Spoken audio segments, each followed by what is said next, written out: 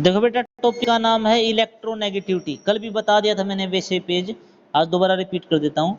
It is the tendency of an atom to attract shared pair of electron towards itself is in a covalent bond. कोई भी covalent bond है, मान लो H और F के बीच में ये बॉन्ड है, तो इस बॉन्ड को और इसके इलेक्ट्रॉन को अपनी तरफ खींचना क्या होता है? इलेक्ट्रोनेगेटिविटी। इस बॉन्ड को और इसके इलेक्ट्रॉन को अपनी तरफ अट्रैक्ट करना क्या होता है? इलेक्ट्रोनेगेटिविटी। ठीक है, तो मैंने कल वैल्यूज भी बताई थी बेटा कि सबसे मैक्सिमम इलेक्ट्रोनेगेटिविटी किसकी होती है? फ्लोरीन की, जिसकी वैल्यू होती है 4.0। बाकी कम होती चली जाती है, बाकी क्या होती है आपकी? डिक्रीज होती चली जाती है आपकी। नेक्स्ट देखो बेटा, फैक्टर अफेक्टिंग द इलेक्ट्रोनेगेटिविटी मैंने कल बता दिया था। जिसका छोटा साइज होता है उसकी इलेक्ट्रोनेगेटिविटी क्या होगी? ज़्यादा। Less the size of atom, वो जल्दी इलेक्ट्रॉन अट्रैक्ट करेगा तो उसकी इलेक्ट्रोनेगेटिविटी क्या होगी? ज़्यादा होगी। पूरे पीरियोडिक टेबल में सबसे छोटा साइज फ्लोरीन का होता है। Fluorine is most electronegative element due to least atomic size. क्योंकि फ्लोरीन का साइज सबसे छोटा होता है तो इसकी इलेक्ट्रोनेगेटिविटी क्या होती है? सबसे ज़्यादा। नेक्स्ट टॉपिक है बेटा ऑक्सीडेशन स्टेट ऑफ एलिमेंट। जितना ऑक्सीडेशन मतलब जितना चार्ज ज़्यादा होगा उसकी इलेक्ट्रोनेगेटिविटी भी क्या होगी? ज़्यादा होगी। As oxidation state of the element increase, तो इलेक्ट्रोनेगेटिविटी भी क्या होगी आपकी? इंक्रीज होगी। जैसे F3 पॉजिटिव और F2 पॉजिटिव, F3 पॉजिटिव और क्या होगा? F2 पॉजिटिव में किसकी इलेक्ट्रोनेगेटिविटी ज़्यादा होगी? F3 पॉजिटिव की। क्यों ज़्यादा होगी? जितना चार्ज ज़्यादा होता है उतनी इलेक्ट्रोनेगेटिविटी क्या होती है बेटा? ज़्यादा होती है। ठीक है, क्योंकि वो जल्दी इलेक्ट्रॉन अट्रैक्ट करेगा। वेरिएशन ऑफ इलेक्ट्रोनेगेटिविटी ग्रुप और पीरियड, तो सबसे पहला है electronegativity down the group. Down the group size बढ़ेगा तो इलेक्ट्रोनेगेटिविटी घट जाएगी। साइज की उल्टी होती है इलेक्ट्रोनेगेटिविटी। साइज छोटा होगा तो इलेक्ट्रोनेगेटिविटी ज़्यादा, साइज बड़ा होगा तो उल्टा करो इलेक्ट्रोनेगेटिविटी कम। तो डाउन द ग्रुप जो है आपका, क्योंकि एटॉमिक साइज बढ़ेगा आपका, increase in atomic size, so there will be electronegativity क्या होगी? डिक्रीज। अब मैं पूरा ग्रुप ले लूँ, जैसे फ्लोरीन, क्लोरीन, ब्रोमीन और आयोडीन, तो इसमें सबसे ज़्यादा छोटा साइज किसका है? फ्लोरीन का, तो ये सबसे ज़्यादा इलेक्ट्रोनेगेटिव। नीचे की तरफ साइज बढ़ेगा तो इलेक्ट्रोनेगेटिविटी घटेगी, तो सबसे कम इलेक्ट्रोनेगेटिव कौन होगा आपका? आयोडीन। इस पेज में कोई डाउट हो तो बताओ भी। नेगेटिविटी अलोंग पीरियड, जब आप अलोंग द पीरियड जाते हो लेफ्ट टू राइट तो साइज आपका क्या होगा? एटॉमिक साइज डिक्रीज होगा तो इलेक्ट्रोनेगेटिविटी आपकी क्या होगी? इंक्रीज।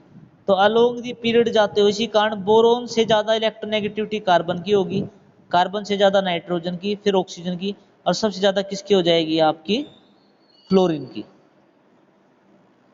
नेक्स्ट टॉपिक है बेटा एप्लीकेशन ऑफ इलेक्ट्रोनेगेटिविटी। इलेक्ट्रोनेगेटिविटी आपको पता लग जाए तो उसका फायदा क्या होगा? एप्लीकेशन क्या होती है इलेक्ट्रोनेगेटिविटी की? सबसे पहले मेटेलिक और नॉन मेटेलिक कैरेक्टर। आप ये बता सकते हो कि वो मेटेलिक होगा या नॉन मेटेलिक होगा, या उन दोनों में कौन ज़्यादा मेटेलिक होगा, कौन ज़्यादा नॉन मेटेलिक होगा। तो इसमें क्वेश्चन देखो, जैसे इलेक्ट्रोनेगेटिविटी बढ़ेगी, कोई भी एलिमेंट है यदि उसकी इलेक्ट्रोनेगेटिविटी बढ़ती है, इलेक्ट्रोनेगेटिविटी ज़्यादा है, नॉन मेटेलिक कैरेक्टर इंक्रीज। तो जितना नॉन, देखो जितनी इलेक्ट्रोनेगेटिविटी ज़्यादा होगी उतना नॉन मेटेलिक कैरेक्टर ज़्यादा होगा। क्यों? वो इलेक्ट्रॉन गेन करेगा। इलेक्ट्रॉन गेन कौन करता है? नॉन मेटल करता है। जितनी इलेक्ट्रोनेगेटिविटी ज़्यादा होगी उतना नॉन मेटेलिक कैरेक्टर बढ़ेगा। जैसे मान लो फ्लोरीन है, वो सबसे ज़्यादा इलेक्ट्रोनेगेटिव है, तो इसका मतलब सबसे क्या है? मोस्ट नॉन मेटेलिक एलिमेंट है। जितनी इलेक्ट्रोनेगेटिविटी ज़्यादा उतना ही आपका नॉन मेटेलिक कैरेक्टर क्या होगा? ज़्यादा होगा। ठीक है, जितनी कम हो जाएगी मेटेलिक कैरेक्टर बढ़ जाएगा। इलेक्ट्रोनेगेटिविटी जैसे डिक्रीज होगी तो मेटेलिक कैरेक्टर क्या होगा? आपका इंक्रीज होगा। जैसे जैसे आपकी इलेक्ट्रोनेगेटिविटी घटेगी मेटेलिक कैरेक्टर बढ़ेगा। और जो सीजीएम है आपका CS, उसकी लोवेस्ट इलेक्ट्रोनेगेटिविटी होती है, तो सबसे ज़्यादा मेटेलिक कौन होगा? आपका सीजीएम होगा। जिसकी मेटेलिक नॉन इलेक्ट्रोनेगेटिविटी कम वो अच्छा मेटेलिक होगा, जिसकी इलेक्ट्रोनेगेटिविटी ज़्यादा वो नॉन मेटेलिक अच्छा होगा।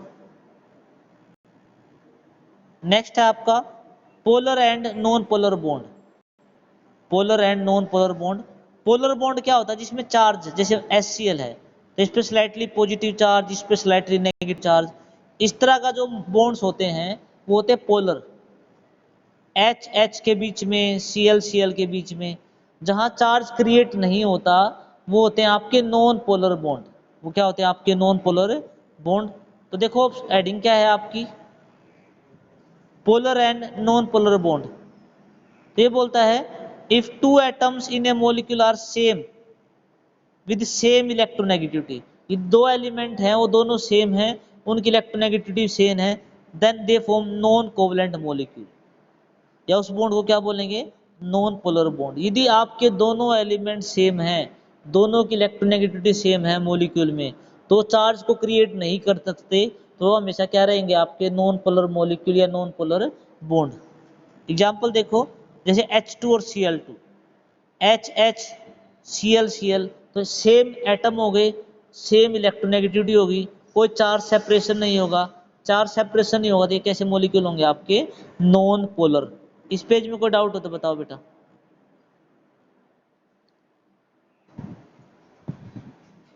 If two atoms in a molecule are different from different electronegativity, then molecule is called polar molecule या bond is called polar bond। यदि आपके मॉलिक्यूल के अंदर दोनों एटम अलग अलग हैं तो चार्ज देखो, दोनों एटम यदि अलग अलग होंगे, जैसे मान लो HCl मान लिया मैंने, तो दोनों की इलेक्ट्रोनेगेटिविटी भी अलग होगी।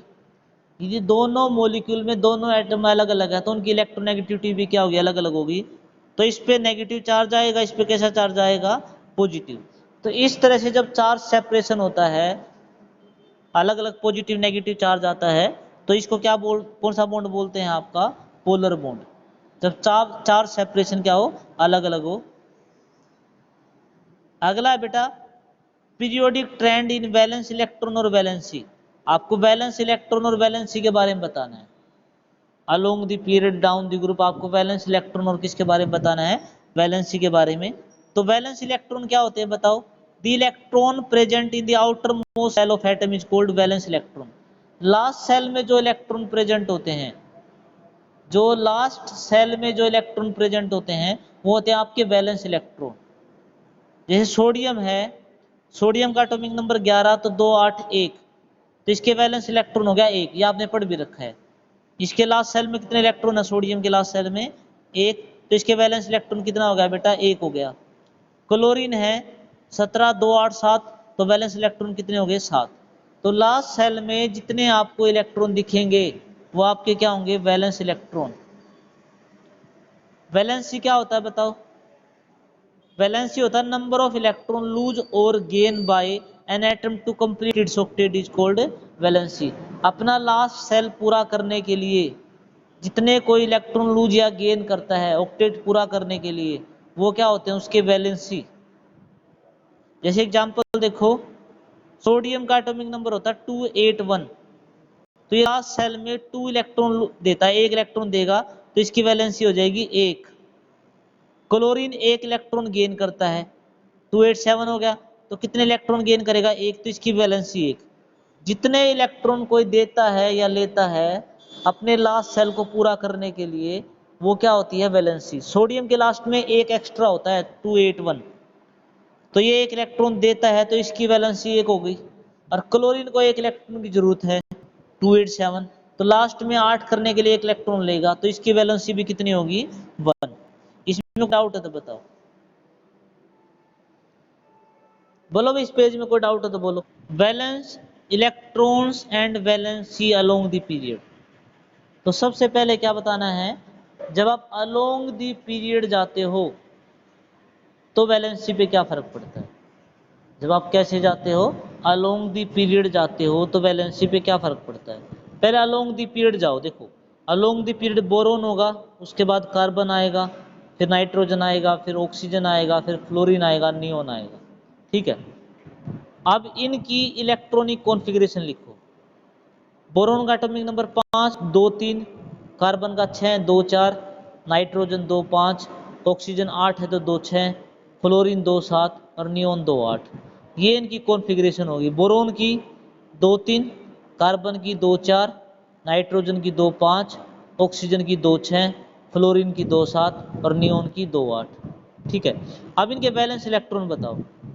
वैलेंस इलेक्ट्रॉन कितने होंगे बताओ, लास्ट में 3 है तो वैलेंस इलेक्ट्रॉन 3, 4 है तो वैलेंस इलेक्ट्रॉन 4, लास्ट में 5 है तो वैलेंस इलेक्ट्रॉन 5, 6 है तो 6, 7 है तो 7 और 8 है तो 8। ये आपके हो गए वैलेंस इलेक्ट्रॉन्स। ये क्या होंगे आपके वैलेंस इलेक्ट्रॉन। वैलेंसी कितनी हो जाएगी बताओ, वैलेंसी अब हमें क्या करना है, लास्ट सेल में 8 करने हैं। देखो बोरोन 3 इलेक्ट्रॉन दे देगा, लास्ट सेल में 2 रह जाएंगे तो इसकी वैलेंसी 2। कार्बन 4 वैलेंसी करता है, अब 5 आ गए तो 3 इलेक्ट्रॉन लेगा। देखो यदि वैलेंस इलेक्ट्रॉन 5 है और 8 करना तो 3 इलेक्ट्रॉन लेगा, तो इसकी वैलेंसी 3। ऑक्सीजन 6 इलेक्ट्रॉन है तो 2 इलेक्ट्रॉन लेगा, तो इसकी वैलेंसी 2। फ्लोरीन के लास्ट में 7 है तो 1 इलेक्ट्रॉन लेगा, तो इसकी वैलेंसी 1 और नियोन की वैलेंसी 0। तो ये आ गया वैलेंस इलेक्ट्रॉन और वैलेंसी के बारे में। तो हमने क्या देखा, देखो वैलेंस इलेक्ट्रॉन तो बढ़ते हैं, ध्यान से देखो इनकी तरफ, ये आपके वैलेंस इलेक्ट्रॉन है। Along the period valence electron 3 से 4 हुए, 4 से 5, फिर 6, फिर 7, फिर 8। तो अलोंग दी पीरियड आपके वैलेंस इलेक्ट्रॉन बढ़ते हैं। अलोंग दी जब आप पीरियड जाते हो तो आपके नंबर ऑफ वैलेंस इलेक्ट्रॉन बढ़ेंगे, लगातार बढ़ेंगे एक एक करके, 3 से 4, 4 से 5, 5 से 6, 6 7, 7 से 8 आपके वैलेंस इलेक्ट्रॉन बढ़ेंगे। पर वैलेंसी बढ़ के घटती है। वैलेंसी देखो कैसे होती है, पहले बढ़ेगी 3 से 4, फिर 3 2 1 0, पहले बढ़ेगी 4 तक, फिर डिक्रीज हो जाएगी। तो इसमें देखो कि as we move along the period valence electron increase, valence electron तो बढ़ेंगे 2 से 4, 4 से 5, 5 से 6, 6 से 7, 7 से 8 वैलेंस इलेक्ट्रॉन बढ़ेंगे। But valency firstly increase to 4 then decrease to 0। But valency पहले 4 तक बढ़ेगी और बाद में क्या हो जाएगी आपकी, डिक्रीज हो जाएगी। इसमें कोई डाउट है तो बताओ, इसमें कोई भी डाउट है तो बोलो, कोई डाउट है भाई। नेक्स्ट है आपका valence electron and valency down the group. Valence electron and valency down the group, आपको डाउन द ग्रुप बताना है। तो डाउन द ग्रुप जाओ, डाउन द ग्रुप क्या है, लिथियम, फिर सोडियम और फिर पोटेशियम। नीचे की तरफ जाओ, किसकी तरफ जाना है आपको, डाउन द ग्रुप। तो डाउन द ग्रुप देखो, down the group last shell में इसके भी एक है, इसके भी एक है, तीनों में लिथियम ले लो, उसके नीचे सोडियम है, उसके नीचे पोटेशियम, ये रहा। वैलेंस इलेक्ट्रॉन सबके सेम है, लिथियम 3 है तो 2 1, सोडियम 11 है तो 2 8 1, पोटेशियम 19 है 2 8 8 1। तो लास्ट सेल में आपके नंबर ऑफ इलेक्ट्रॉन क्या रहते हैं, सेम। तो वैलेंस इलेक्ट्रॉन सेम रहेंगे, और ये सभी के सभी 1 इलेक्ट्रॉन देते हैं, तो इनकी वैलेंसी भी क्या रहेगी, सेम। तो नीचे की तरफ वैलेंस इलेक्ट्रॉन और वैलेंसी दोनों क्या रहती हैं, सेम रहते हैं। इसमें कोई डाउट हो तो बताओ। आप जब नीचे की तरफ जाते हो तो वैलेंसी भी और वैलेंस इलेक्ट्रॉन भी क्या रहेंगे आपके, सेम रहेंगे। ठीक है बेटा। अब अगला टॉपिक देखो क्या होता है, डायगोनल रिलेशनशिप। डायगोनल होता क्या, डायगोनल एलिमेंट पता, डायगोनल रिलेशनशिप क्या है कि ये बोलता है कि मैं जब सेकंड और थर्ड, सेकंड पीरियड को और थर्ड पीरियड को देखता हूं, जब मैं सेकंड को और थर्ड पीरियड को देखता हूं, तो जो डायगोनल एलिमेंट हैं, जो क्या होंगे डायगोनल, जैसे लिथियम मैग्नीशियम हो गया, बेरिलियम एल्यूमिनियम हो गया, बोरोन सिलिकॉन हो गया, तो जो डायगोनल एलिमेंट है उनकी प्रॉपर्टी सेम होगी, तो इसको बोलते हैं डायगोनल रिलेशनशिप। जो डायगोनल एलिमेंट है वो उनकी प्रॉपर्टी सेम होगी, उसको क्या बोलेंगे, डायगोनल रिलेशनशिप। कि some element in second period और third, some element of second period show similar property with element of third period diagonally to each other। मतलब जो सेकंड और थर्ड पीरियड में जो एलिमेंट डायगोनली हैं उनकी प्रॉपर्टी सेम होती है, उसको बोलते हैं डायगोनल रिलेशनशिप। समझ में आ गया। तो ये आपका कौन सा पीरियड हो गया, सेकंड, ये आपका हो गया थर्ड। इसके डायगोनल एलिमेंट, लिथियम का डायगोनल एलिमेंट मैग्नीशियम, और बेरिलियम का एल्यूमिनियम, और बोरोन का सिलिकॉन। तो इनकी प्रॉपर्टीज क्या होती है बेटा, सेम होती है। इसी को बोलते हैं डायगोनल रिलेशनशिप। और क्यों होती है ये, क्योंकि इनकी प्रॉपर्टी, इनका साइज एक जैसा होता है। आयनिक साइज और जो आपका एटॉमिक साइज वो लगभग क्या है, बराबर है, मैंने लिखा हुआ है। It is due to similar ionic और एटॉमिक रेडियाई, कि जो डायगोनल एलिमेंट हैं उनकी एटॉमिक और आयनिक रेडियाई बराबर है, इसीलिए ये डायगोनल रिलेशनशिप होता है। एग्जाम्पल देखो क्यों होता है। देखो मान लो मैंने एग्जाम्पल ले लिया लिथियम, बेरिलियम, बोरोन, नीचे ले लिया मैंने सोडियम, मैग्नीशियम और aluminium. Along the period size घटता है, तो मैंने इसका साइज मान लिया 10, इसका साइज 9, इसका 8। नीचे की तरफ बढ़ता है तो इसका 11 घटेगा, इसका 10, तो इसका साइज बराबर नहीं हो गया। तो क्योंकि डायगोनल एलिमेंट का साइज लगभग बराबर मिल जाता है, इसलिए क्या होता है, इनमें क्या होता है, देखो दोबारा सुन लो। अलोंग दी पीरियड घटाओगे तो 10, फिर 9, फिर 8, ये साइज हो गया। नीचे की तरफ बढ़ाओगे 10 से कितना हो जाएगा 11, फिर अलोंग दी पीरियड घटाओ 10, तो लिथियम और मैग्नीशियम दोनों 10-10 आ गए ना, तो दोनों का साइज और एटॉमिक और आयनिक रेडियस लगभग बराबर हैं, इसलिए इनकी प्रॉपर्टीज क्या होती है, एक जैसी होती है।